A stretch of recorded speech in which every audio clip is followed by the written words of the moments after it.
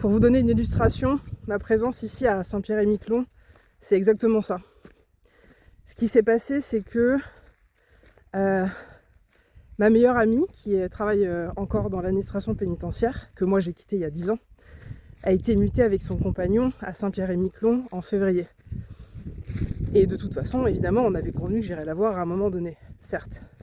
Et puis, au printemps, j'ai eu une conversation avec une autre amie qui est toujours dans l'administration pénitentiaire, et je me rends compte qu'en fait, il existe des besoins en formation et en accompagnement qui sont dans mes compétences. Je commence à appeler les autres copains et copines, anciens collègues, et puis je fais une sorte de bilan.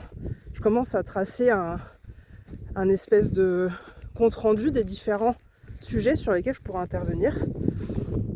Et je demande à ce qu'on me mette en contact avec des personnels responsables de formation dans diverses régions.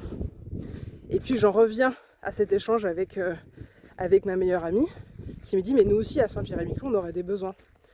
Et donc en juillet on commence à monter un projet, celui d'intervenir comme je vous disais un peu plus tôt, auprès des détenus du centre pénitentiaire sur la communication non violente et la gestion des émotions qui sont bien entendu au cœur de la prévention de la récidive et du travail sur le passage à l'acte. Et effectivement, ce projet qu'on a monté est passé, le budget nous a été accordé et c'est comme ça que j'ai pu venir ici, principalement travailler et puis comme vous le voyez depuis quelques jours, en fin de journée, prendre le temps d'explorer cette île.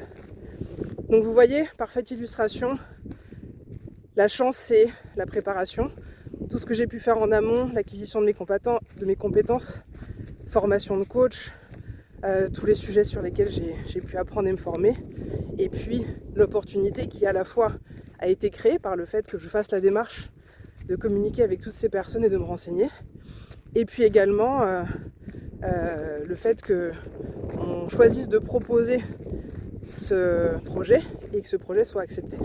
Donc ne négligez pas la part que vous avez, vous, en tant qu'individu, par votre volonté propre et vos actions, dans le fait d'avoir de la chance. C'est vraiment quelque chose que vous pouvez choisir de travailler et d'améliorer. À bientôt.